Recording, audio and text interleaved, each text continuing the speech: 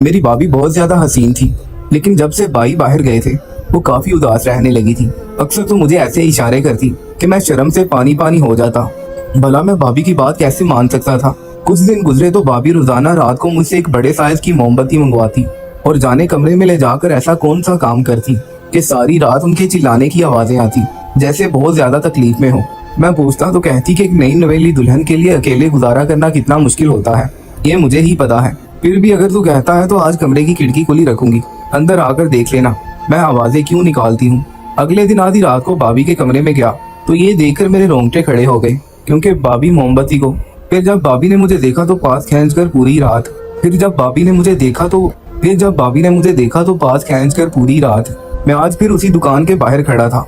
मैंने दुकानदार से कहा कि ये पैसे लो, एक बड़ी मोमबत्ती दे दो जो सबसे मोटी हो। दुकान वाला हंस पड़ा और कहने लगा कि इतनी सारी मोमबत्तियों का रोज क्या करते हो यार, तुम लोग तो अच्छे भले खानदानी से हो, यूपीएस क्यों नहीं लगवा लेते? मोमबत्ती से लाइट का काम लेते हो या कुछ और भी? मुझे उसकी बात सुनकर गुस्सा आ गया। मैंने कहा भाई मुझे मेरा सामान दे दो, मुझे और भी काम है। मैंने वो मोमबत्ती ली और घर आया। भाभी पहले से ही इंतजार में खड़ी थी। मेरी भाभी बहुत ज्यादा खूबसूरत थी। उनका कलर सिर्फ सफेद ही नहीं बल्कि सुर्ख भी था। उनके रुखसार बहुत ज्यादा सुर्ख थे। सब लोग हैरान थे कि ये इतनी ज्यादा खूबसूरत कैसे है। ऐसी खूबसूरत जिल तो पठानों की भी नहीं होती। यही खूबसूरती थी जिसको मेरी माँ ने देखा और फौरन सोच लिया कि अपने बेटे की शादी करवाऊंगी तो इसी के साथ। शादी के 1 महीने बाद तक सारे खानदान वाले जो शादी में नहीं आ सके थे बार बार हमारे घर आते और मेरी भाभी आयदा को देखकर हैरान होते और आयदा से पूछते कि तुम्हारी कोई बहन है क्या? लेकिन भाभी इकलौती थी। भाभी ने मेरे हाथ में मोमबत्ती देखी तो बहुत ज्यादा खुश हुई। फौरन मेरे हाथ से मोमबत्ती ली और उसके अंदर से वो धागा निकाल कर वहीं फेंक दिया और मोमबत्ती लिए अपने कमरे में चली गई। शाम हो चुकी थी। भाभी शाम के बाद भी कोई काम नहीं करती थी, अपने कमरे में अकेली बैठी रहती थी। अम्मी कहती थी कि शायद उसको भाई फोन करता हो। बेचारा पैसों की खातिर नई नवेली दुल्हन को छोड़कर बाहर चला गया, लेकिन कोई बात नहीं, 1 साल में वापस आ जाएगा। मेरी बहू का दिल तो दुखता ही होगा। मेरी माँ मेरी भाभी पर फिदा थी, उनको उसमें कोई भी गलती नजर नहीं आती थी। ये बात बड़ी अजीब थी कि एक सास होकर वो मेरी भाभी से इतना प्यार करती थी। आयदा भाभी भी सबके साथ अच्छे तरीके से रहती थी, लेकिन शाम होते ही वो अपने कमरे में चली जाती थी। मैं इस बात पर हैरान था कि अगर मोमबत्ती को रोशनी के लिए मंगवाया है तो फिर इसका धागा क्यों निकाल दिया था? धागे के बगैर तो वो चलेगी नहीं, तो फिर इसको मंगवाने का फायदा ही क्या हुआ? मुझे उनकी कोई समझ नहीं आती थी। मैं बड़ा परेशान रहता था। दुकान वाला मुझे ताने देता था। मैंने दूसरी दुकान पर जाने का सोचा, लेकिन दूसरी दुकान यहाँ से काफी दूर थी। इसमें मेरा वक्त जाया होता था और मैं गर्मी में इतनी दफा चक्कर नहीं लगा सकता था, इसलिए डीट होकर यहीं से सामान लेने लगा। आयदा भाभी से पैसे मांगते हुए शर्म आती थी। जो मेरे पास पैसे होते थे वही खर्च हो रहे थे और मुझे ये बिल्कुल भी बात अच्छी नहीं लग रही थी। अम्मी ने कहा कि अगर तुमने पैसे लेकर काम करना है तो फिर तुमसे काम करवाने की क्या जरूरत है, वो अपने भाई से ही कह देगी। इस वजह से मुझे इस बात से तो मसला नहीं था, लेकिन ये सब कुछ हो क्या रहा था? ये बात तो ठीक है, घर में लाइट जाती थी और मोमबत्ती को लाइट के लिए ही इस्तेमाल किया जाता है। इसका मतलब कि भाभी भी यही करती थी। मैं इस सब से बहुत तंग आ गया था। मेरी जेब भी खाली हो रही थी और मुझे ये सब कुछ समझ में नहीं आ रहा था। इसी दौरान छोटी ईद आई और हम लोगों ने ईद भी गुजार ली। मैंने एक तरकीब निकाली। मैंने कुछ पैसे एडवांस देकर यूपीएस खरीद लिया और अपने घर में लगा दिया। अब मुझे पूरा यकीन था कि इसके बाद भाभी मुझे मोमबत्ती लाने के लिए नहीं कहेंगी, क्योंकि घर में यूपीएस लग गया है। घर वाले भी खुश हो गए। मुझे यकीन था कि अब भाभी मुझे काम नहीं कहेंगी, लेकिन मैं तो हैरान रह गया जब अगले ही दिन भाभी ने मुझे पैसे दिए और बोली मेरे लिए एक मोमबत्ती लेकर आना, कल भी तुम लेकर नहीं आए। मैंने कहा कि भाभी अब आपको क्या जरूरत है, अब तो यूपीएस लग गया है। इस बात पर वो कहने लगी तुम बहुत मासूम हो, तुम्हें क्या पता एक नई नवेली और जवान दुल्हन का बगैर शौहर के गुजारा करना कितना मुश्किल होता है। मुझे भाभी की बात माननी पड़ी, लेकिन मैं हैरान था कि अब तो मैंने यूपीएस भी लगा दिया था, फिर भी वो मुझसे ये सब कुछ क्यों कह रही थी। खैर जो मैं नहीं चाहता था मुझे वही करना पड़ गया। एक दिन मैंने भाभी से पूछा क्या मोमबत्ती का क्या करती है, तो इस बात पर वो हंसने लगी और कहने लगी कि मैं रात को खिड़की खोल दूंगी, तुम खुद ही देख लेना मैं इसका क्या करती हूँ। मैं हैरान रह गया था। आयदा भाभी बहुत ज्यादा अजीब थी। हमारे खानदान में पहले भी कुछ ऐसे लोग थे जिनकी शादियां हुई और उनके घर में उनकी भाभी आई, लेकिन उनके साथ उनका इतना मजाक नहीं था। आयदा भाभी मुझसे अजीबो गरीब किस्म की बातें करती थी। मैं ये बात अपनी माँ को भी नहीं बता सकता था। एक दिन इकबाल भाई का फोन आया तो वो अम्मी से कह रहा था कि आप लोगों ने लगता है मेरी बीवी को बहुत ज्यादा प्यार से रखा हुआ है, उसको मेरा कोई ख्याल नहीं है, मुझे फोन नहीं करती है, ना मुझसे बात करती है। पर अम्मी ने कहा कि वो तो शाम को सारे काम वगैरह खत्म कर देती है कि तुमसे बात करनी है, क्योंकि इस टाइम तुम्हारे मुल्क में सुबह का वक्त होता है। मैं उसको तंग नहीं करती कि तुम्हारे साथ बात करनी है, तुम यहाँ पर रहते नहीं हो तो बात करके ही गुजारा हो सकता है। मेरा भाई इस बात पर हैरान था। उसने कहा कि नहीं ऐसा कुछ नहीं है, हम लोग बात करते तो हैं, लेकिन इतना वक्त नहीं देती वो मुझे। इकबाल भाई ने भी शायद उसकी इज्जत रख ली थी और बात को थमा दिया था। मेरी माँ को भी अब आयजा पर शक होने लगा था। अम्मी ने आयजा भाभी को रात का खाना बनाने का कह दिया और कहा कि सारा खाना तुमने बनाना है। इस सारे काम में रात के 10 तो बज जाने थे। हमारे घर में खाना देर से खाया जाता था। भाभी ने 2 दिन तो ये काम किया, इसके बाद वो तंग हो गई। उन्होंने कहा कि मैं ये काम नहीं करूंगी।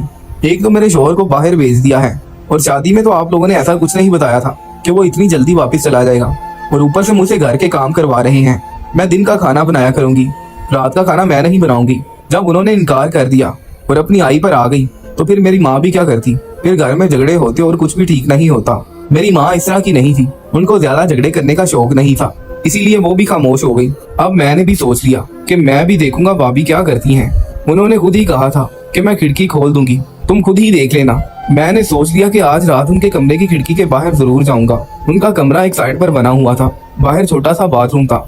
ये हिस्सा भाई को इसलिए दिया गया था कि उनकी शादी हुई है तो वो लोग जरा साइड पर रहे। मुझे ये अच्छा तो नहीं लग रहा था क्योंकि रात का वक्त था। अगर मुझे कोई देख लेता कि भाभी के कमरे की खिड़की के बाहर खड़ा हूँ और अंदर झांक रहा हूँ तो मेरी अच्छी भली बेइज्जती हो जाती। अम्मी ने तो मुझे न जाने क्या क्या बातें सुना देनी थी।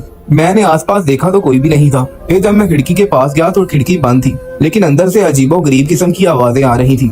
ऐसा लगता था कि भाभी को दर्द हो रहा था। मैं हैरान था कि भाभी ऐसा भी क्या कर रही हैं। वो तो कह रही थी कि वो खिड़की खोल देंगी, लेकिन उन्होंने खिड़की नहीं खोली और मैं वहां से वापस चला गया। सुबह मैंने भाभी से कहा कि आपने खिड़की क्यों नहीं खोली, तो उसने कहा कि अच्छा तुम देखने चले आए। मैं तो मजाक कर रही थी, तुम्हें शर्म नहीं आती, तुम मेरे कमरे में झांकोगे। मैं शर्मिंदा हो गया और मैंने कहा कि नहीं, मैं भी मजाक ही कर रहा था, मैं नहीं आया था।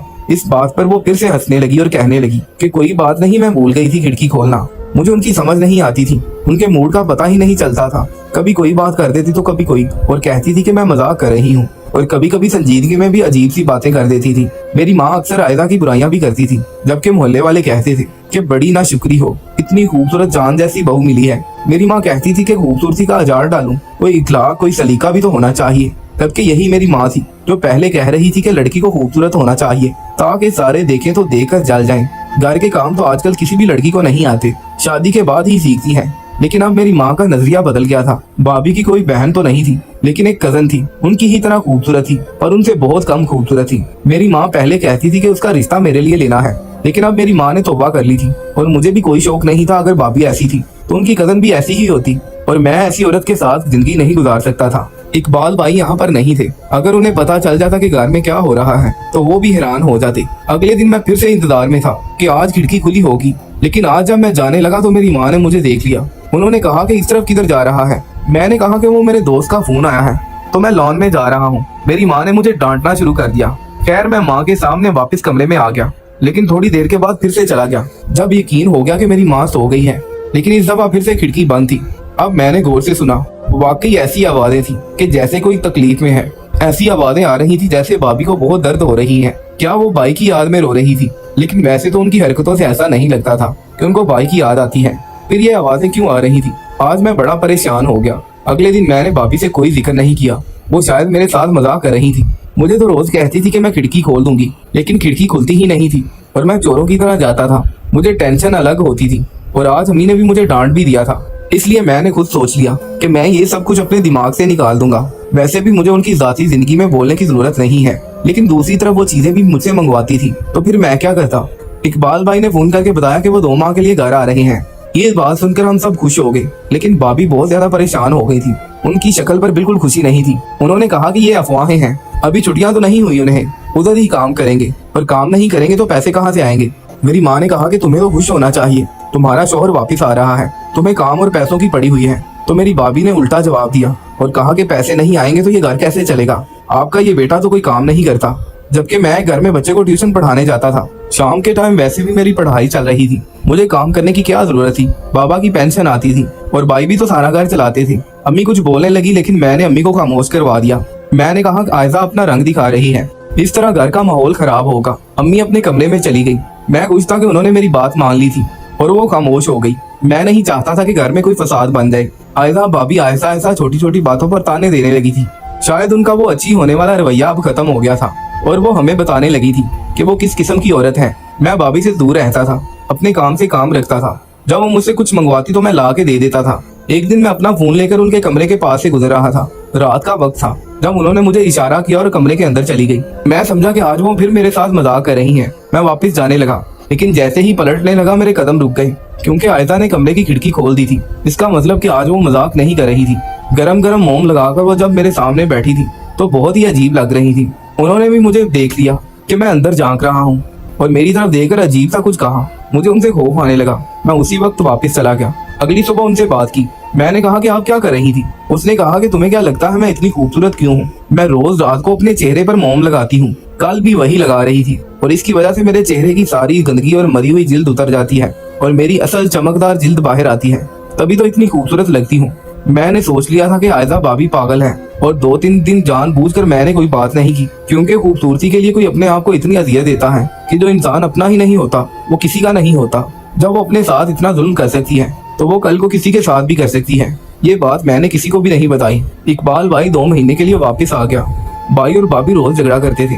भाभी बहुत जिद्दी थी और शायद भाई को भी भाभी के किसी पुराने चक्कर के बारे में भी पता चल गया था। आजकल वो बहुत झगड़ रहे थे। पहले तो हम सिर्फ आवाज ही सुनते थे, फिर उनके झगड़े कमरे से बाहर आ गए। भाई ने कहना शुरू कर दिया, मैं इस लड़की के साथ नहीं रहूंगा, ये पागल है, इसका दिमाग खराब है और इसके न जाने कितने यार हैं। इस तरह बात करते कराते बात तलाक तक चली गई। हम लोगों ने फिर भी कोशिश की कि इनका घर खराब ना हो। भाई को बहुत समझाया, लेकिन भाभी अचानक से अपने घर चली गई और वापिस आने से इनकारी हो गई। हम उनको फिर भी समझाते रहे, लेकिन वो ना मानी और फिर कुछ दिन के बाद उनकी तरफ से कोर्ट का ऑर्डर आ गया। वो मेरे भाई से तलाक लेना चाहती थी। अब मेरे भाई को भी गुस्सा आ गया। इकबाल भाई ने कहा कि मैं तो पहले ही इसको नहीं रखना चाहता था, क्योंकि मुझे पता था कि इसके और लोगों के साथ भी चक्कर हैं और रोज रात को ये अपने यारों से बातें करती है, जिसकी वजह से खुसर खुसर की आवाजें निकालती रहती है। मैं आप लोगों की वजह से सब्र कर रहा था। जाने भाभी किस तरह की थी, वो क्या चाहती थी। उनको खुद पर बहुत ज्यादा गुरूर था। मेरी माँ भी काफी परेशान थी। मामला कोर्ट कचहरी तक चला गया और दोनों में अलहदगी हो गई। इकबाल भाई ने कहा कि आपने लड़की की शक्ल देखी, लेकिन उसका किरदार और उसकी अकल नहीं। शक्ल देखकर फैसला नहीं करना चाहिए, बल्कि सीरत और खुश गुफ्तार लड़की देखकर फैसला करना चाहिए।